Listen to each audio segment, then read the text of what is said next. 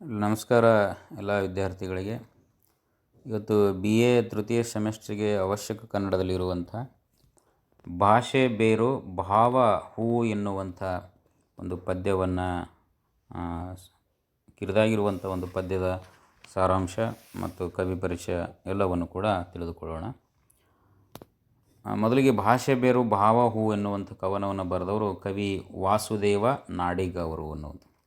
ಯಾರಿವರು ವಾಸುದೇವ ನಾಡಿಗರ್ ಅವರ ಪರಿಚಯವನ್ನು ಈಗ ನೋಡೋಣ. ಕವಿ ವಾಸುದೇವ ನಾಡಿಗ್ ಅವರು ಜನಿಸಿರುವಂಥದ್ದು ನಮ್ಮ ಶಿವಮೊಗ್ಗ ಜಿಲ್ಲೆಯ ಭದ್ರಾವತಿ ತಾಲೂಕಿನಲ್ಲಿ ಅವರು ಜನಿಸ್ತಾರೆ. ಅವರ ಕಾಲ 1970 ಅನ್ನುವಂಥದ್ದು ನಮಗೆ ತಿಳಿದು ಬರ್ತದೆ. ಇವರು ಕುವೆಂಪು ವಿಶ್ವವಿದ್ಯಾಲಯದಲ್ಲಿ ಕನ್ನಡ ಸ್ನಾತಕೋತ್ತರ ಪದವಿ ಮತ್ತು ತುಮಕೂರಿನ ಸಿದ್ಧಗಂಗಾ ಶಿಕ್ಷಣ ಮಹಾವಿದ್ಯಾಲಯದಲ್ಲಿ B.Ed ಪದವಿಯನ್ನು ಪಡೆದುಕೊಂಡಿರ್ತಾರೆ. ಜೊತೆಗೆ ಪ್ರಸ್ತುತ ಇವರು 1998ರಿಂದ ಜವಾಹರ್ಲಾಲ್ ನವೋದಯ ವಿದ್ಯಾಲಯದಲ್ಲಿ ಕನ್ನಡ ಅಧ್ಯಾಪಕರಾಗಿ ಕೆಲಸವನ್ನು ಮಾಡ್ತಾ ಇದ್ದಾರೆ ಅನ್ನೋದು. ಪ್ರಸ್ತುತ ಕನಕಪುರದ ನವೋದಯದಲ್ಲಿ ಇವರು ಸೇವೆಯನ್ನು ಸಲ್ಲಿಸ್ತಾ ಇದ್ದಾರೆ.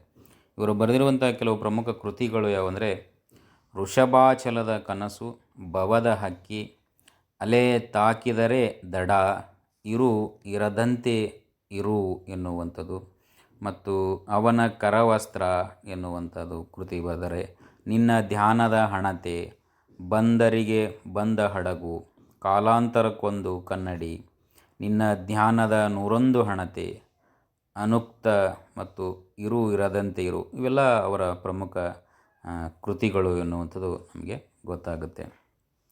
ಇವರು ಸುಮಾರು 96 ಅತಿ ಸಣ್ಣ ಕಥೆಗಳನ್ನು ಕೂಡ ಬರೆದಿದ್ದಾರೆ ಎನ್ನುವಂಥದ್ದು ಕೂಡ ನಮಗೆ ತಿಳಿದು ಬರ್ತದೆ. ಇವರಿಗೆ ಅನೇಕ ಪ್ರಶಸ್ತಿಗಳು ಸಂದಿವೆ. ಅದರಲ್ಲಿ ಪ್ರಮುಖವಾಗಿ ಬೇಂದ್ರೆ ಅಡಿಗ ಪುರಸ್ಕಾರ, ಮುದ್ದಣ್ಣ ಕಾವ್ಯ ಪುರಸ್ಕಾರ ಮತ್ತು ಕಡೆಂಗೋಳು ಕಾವ್ಯ ಪುರಸ್ಕಾರ, GSS ಅವರ ಕಾವ್ಯ ಪುರಸ್ಕಾರ, ಸೂರಂ ಮೆಕ್ಕುಂಡಿಯವರ ಜನ್ಮ ಶತಮಾನೋತ್ಸವದ ಕಾವ್ಯ ಪುರಸ್ಕಾರ, ಬೆರಗು ಸಾಹಿತ್ಯದ ಪುರಸ್ಕಾರಗಳು ಕೂಡ ಇವರು ಪಡೆದುಕೊಂಡಿದ್ದಾರೆ ಅನ್ನೋದು. ಪ್ರಸ್ತುತ ಭಾಷೆ ಬೇರು ಭಾವ ಹೂವು ಎನ್ನುವಂಥ ಕವಿತೆ ಈ ಇರದಂತೆ ಇರು ಎನ್ನುವಂಥ ಕವನ ಸಂಕಲನದಿಂದ ಆಯ್ದುಕೊಳ್ಳಲಾಗಿದೆ ಎನ್ನುವಂಥದ್ದು. ಪ್ರಸ್ತುತ ಈ ಒಂದು ಕವನದ ಆಶಯ ಏನು? ಭಾಷೆ ಬೇರು ಭಾವ ಹೂವು ಎನ್ನುವಂಥದ್ದು ಇದು ಒಂದು ಮಾತೃಭಾಷೆಯ ಒಂದು ಮಹತ್ವವನ್ನು ಸಾರುವಂಥ ಒಂದು ಪದ್ಯ.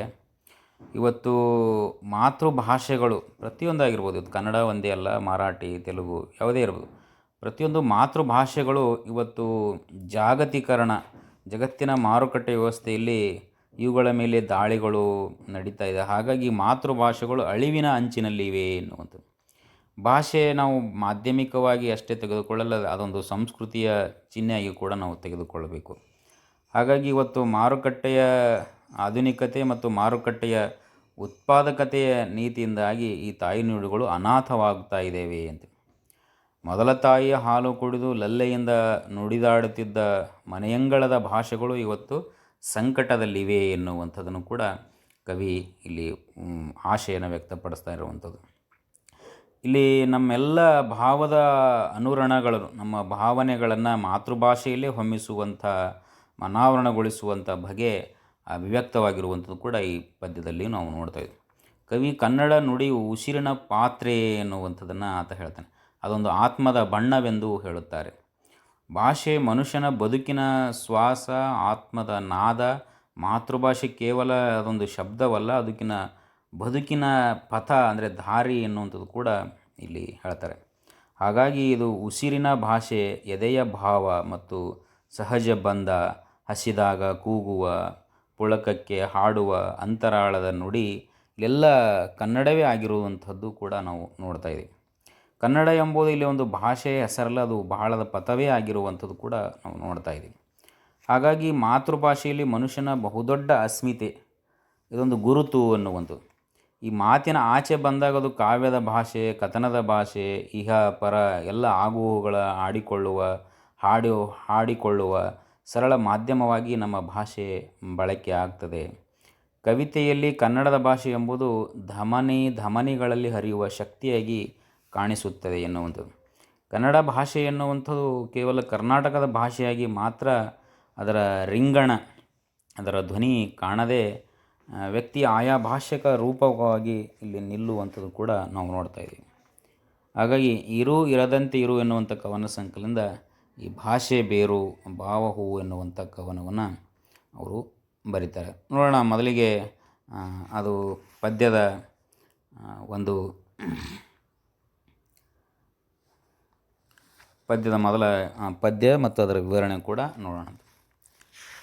ಮೊದಲಿಗೆ ಹೇಳ್ತಾರೆ ಅವರು, ಕನ್ನಡ ನುಡಿಯ ಬೇರುಗಳಿಲ್ಲ ಇಳಿದ ನನ್ನ ಪದ್ಯಗಳೆಲ್ಲವೂ ಭಾವದ ಒಕ್ಕಲಿನಲ್ಲಿ ಸುರಿದ ಕಣಕಣದ ನಾಡಿ ಸುಗ್ಗಿ ಈ ಹುಟ್ಟಿಗೂ ಅರ್ಥ ಸೋಕಿಸಿದ ನೆಲದ ಕಲರವದಲ್ಲಿ ನಾನು ಪುಟ್ಟ ಹಕ್ಕಿ.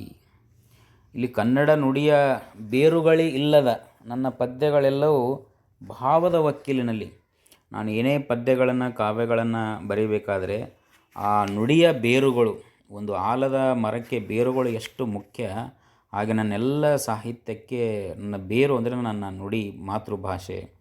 ಆ ನನ್ನ ಪದ್ಯಗಳೆಲ್ಲವೂ ಯಾವ ರೀತಿ ಅಂದರೆ ಭಾವದ ಒಕ್ಕಲಿನಲ್ಲಿ, ಒಂದು ಭಾವದ ಕೃಷಿಯಲ್ಲಿ ಅರಳಿರುವಂಥ ಆ ಪದ್ಯಗಳೆಲ್ಲವೂ ಒಂದು ಕಣಕಣದ ನಾಡಿಯ ಸುಗ್ಗಿ.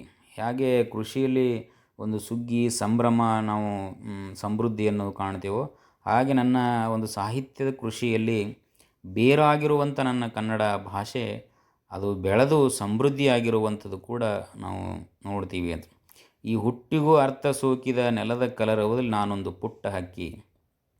ಅವರ ಕವನಗಳು ಕನ್ನಡ ನುಡಿಯ ಬೇರುಗಳಲ್ಲಿ ಹುಟ್ಟಿಕೊಂಡಿರುವಂಥದ್ದು ಕೂಡ ನಾವು ನೋಡ್ತೀವಿ.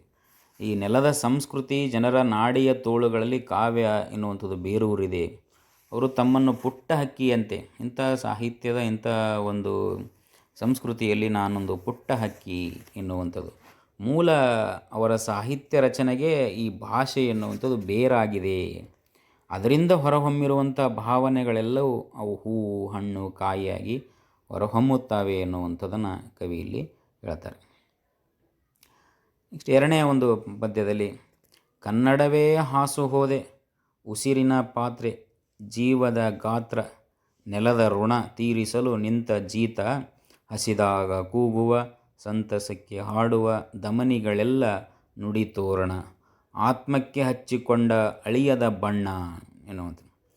ಅವರು ಕನ್ನಡವೇ ಉಸಿರಿನ ಪಾತ್ರೆ ಅಂತ, ತಮ್ಮ ಮಾತೃಭಾಷೆ ಹೃದಯದ ಭಾಷೆ ಅದು ಉಸಿರಿನ ಒಂದು ಪಾತ್ರೆ ಎನ್ನುವಂಥದ್ದು. ಅಷ್ಟೇ ಅಲ್ಲದೊಂದು ಜೀವದ ಶಕ್ತಿ ಎನ್ನುವಂಥದ್ದು. ಮನುಷ್ಯನ ಪ್ರತಿಯೊಂದು ಭಾವನೆ ಉಸಿರು ಕನ್ನಡದ ಮೂಲಕವೇ ಹೊರಹೊಮ್ಮುತ್ತದೆ. ಕನ್ನಡಿಗರೆಲ್ಲರ ಭಾವನೆಗಳೆಲ್ಲವೂ ನಮ್ಮ ಮಾತೃಭಾಷೆಯ ಮೂಲಕ ಹೊರಹೊಮ್ಮುತ್ತವೆ. ಹಾಗಾಗಿ ಆತ್ಮಕ್ಕೆ ಹಚ್ಚಿಕೊಂಡಂಥ ಈ ಬಣ್ಣ, ಇದು ಕನ್ನಡದ ಬಣ್ಣ, ಇದು ಯಾವತ್ತೂ ಕೂಡ ನಾಶವಾಗಲಾರದ ಬಣ್ಣ. ಪ್ರತಿಯೊಬ್ಬರಿಗೂ ಕೂಡ ಅವರವರ ಮಾತೃಭಾಷೆಗಳು ಅವರವ್ರಿಗೆ ಆತ್ಮಕ್ಕೆ ಹಚ್ಚಿಕೊಂಡಿರುವಂಥ ಬಣ್ಣವೇ ಆಗಿರುತ್ತದೆ ಅನ್ನೋದು. ಹಾಗಾಗಿ ತಾಯಿ ನುಡಿ ಏನೋ ಅಂತದಲ್ಲ, ಇದು ಶಾಶ್ವತೆಯೇ, ಅಳಿಯಲಾರದಂಥ ಬಣ್ಣ ಇದು ಎನ್ನುವಂಥದ್ದು. ಹಾಗಾಗಿ ನಾನು ಕನ್ನಡವನ್ನೇ ಎಲ್ಲ ಕಡೆ ನಾನು ಬಿತ್ತರಿಸುವಂಥ ಉಸಿರಾಡುತ್ತಾ ಹೋದೆ ಈ ನೆಲದ ಋಣ ತೀರಿಸಲು. ಯಾಕಾಗಿ ಅಂದರೆ ಕನ್ನಡ ನಾಡಿನಲ್ಲಿ ಹುಟ್ಟಿದ್ದೀನಿ, ಕನ್ನಡ ಭಾಷೆಯೇ ನನ್ನ ಮಾತೃಭಾಷೆ ಆಗಿರುವಂಥದ್ದು. ಹಾಗಾಗಿ ಈ ಬೇರಾಗಿರುವಂಥ ಕನ್ನಡ ಭಾಷೆಯನ್ನು ಈ ನೆಲದ ಋಣಕ್ಕಾಗಿ ಅದನ್ನು ತೀರಿಸಲು ಹಸಿದಾಗ ಕೂಗಿದೆ ಸಂತಸಕ್ಕೆ ಹಾಡದ ನನ್ನ ಕಷ್ಟ ಸುಖಗಳಲ್ಲಿ ಹಾಡು ಎಲ್ಲವೂ ಕೂಡ ನಾನು ಹೊರಹೊಮ್ಮಿಸುವಂಥ ನುಡಿಯನ್ನು ನಾನು ಎಲ್ಲ ಕಡೆ ಹಂಚಿಕೊಂಡೆ. ಇಂಥ ಅಳಿಯದ ಬಣ್ಣ ಕನ್ನಡ ಬಣ್ಣ ಎನ್ನುವಂಥದ್ದು ಅವರು ಈ ಎರಡನೇ ಪದ್ಯದಲ್ಲಿ ಹೇಳ್ತಾರೆ. ಒಂದು ಮೂರನೇ ಪದ್ಯದಲ್ಲಿ, ಹಕ್ಕಿ ಎಷ್ಟು ಎತ್ತರ ಹಾರಿದರೇನು ತಾಯಿ ಕಾರುಣ್ಯದ ಗೂಡೇ ಕೊನೆ ರಂಗೋಲಿ ಯಾವ ಚುಕ್ಕೆಯ ದಾಟಿದರೇನು ಅಂತರಂಗದ ಅಂಗಳದ್ದೇ ಅಂತ್ಯ ಚಿತ್ರ. ಹಾಗಾಗಿ ಈ ಪದ್ಯದಲ್ಲಿ ಒಬ್ಬ ಕನ್ನಡಿಗ, ಒಬ್ಬ ಕನ್ನಡದ ಭಾಷಾ ಇರುವಂಥವನು, ಆತ ಎಷ್ಟೇ ಎತ್ತರಕ್ಕೆ ಬೆಳೀಲಿ, ಒಬ್ಬ ಕನ್ನಡಿಗ ಮಾತೃಭಾಷೆಯಿಂದ ಬೆಳೆದಿರುವಂಥ ವ್ಯಕ್ತಿ ಜಗತ್ತಿನಲ್ಲಿ ಎಂಥ ದೊಡ್ಡ ಶಕ್ತಿಯಾಗಿ ದೊಡ್ಡ ವ್ಯಕ್ತಿಯಾಗಿ ಬೆಳೆದರೂ ಕೂಡ ಆತ ತನ್ನ ಮಾತೃಭಾಷೆ ಎನ್ನುವಂಥದ್ದು ಮರಿಬಾರ್ದು ಮತ್ತು ಮರೆಯಲಿಕ್ಕೆ ಸಾಧ್ಯ ಇಲ್ಲ ಅನ್ನುವಂಥದ್ದನ್ನು ಕೂಡ ಇಲ್ಲಿ ಉದಾಹರಣೆ ಸಹಿತ ಇರೋದು. ಒಂದು ಹಕ್ಕಿ ಎಷ್ಟೇ ಆಕಾಶದಲ್ಲಿ ಎತ್ತರವಾಗಿ ಹೋದರೂ ಕೂಡ ಕೊನೆಯದಾಗಿ ಅದು ಗೂಡನ್ನು ಸೇರಲೇಬೇಕು, ಗೂಡಿಗೆ ಬರಲೇಬೇಕು ಅನ್ನುವಂಥದ್ದು. ಗೂಡಿನಿಂದ ಆಕಾಶ ವಿನಃ ಆಕಾಶದಿಂದ ಗೂಡಲ್ಲ ಅನ್ನೋದು. ಹಾಗಾಗಿ ನಮ್ಮ ಮಾತೃಭಾಷೆಯಿಂದ ನಾವು ವಿಶ್ವದ ಗಣ್ಯರು, ವಿಶ್ವದ ನಮ್ಮ ಸಾಧನೆ ಅನ್ನುವಂಥದ್ದು ಇಲ್ಲಿ ನಾವು ಅರ್ಥ ಮಾಡ್ಕೊಳ್ಬೇಕು. ಉದಾಹರಣೆಗೆ ಇನ್ನೊಂದು ಉದಾಹರಣೆ ಹೇಳ್ತಾರೆ, ರಂಗೋಲಿ ಯಾವ ಚುಕ್ಕೆ ದಾಟಿದರೇನು, ರಂಗೋಲಿ ಎಷ್ಟು ವಿಶಾಲವಾದರೇನು, ಎಷ್ಟು ಚುಕ್ಕೆಗಳನ್ನು ಬಳಸಿದರೇನು, ಆದರೆ ಅದರ ಅಂಗಳ ಏನಿರ್ತದಲ್ಲ ಅದನ್ನು ನಾವು ಮೀರಿ ಅದನ್ನು ಊಹೆ ಮಾಡಿಕೊಳ್ಳೋಕ್ಕೆ ಸಾಧ್ಯ ಇಲ್ಲ.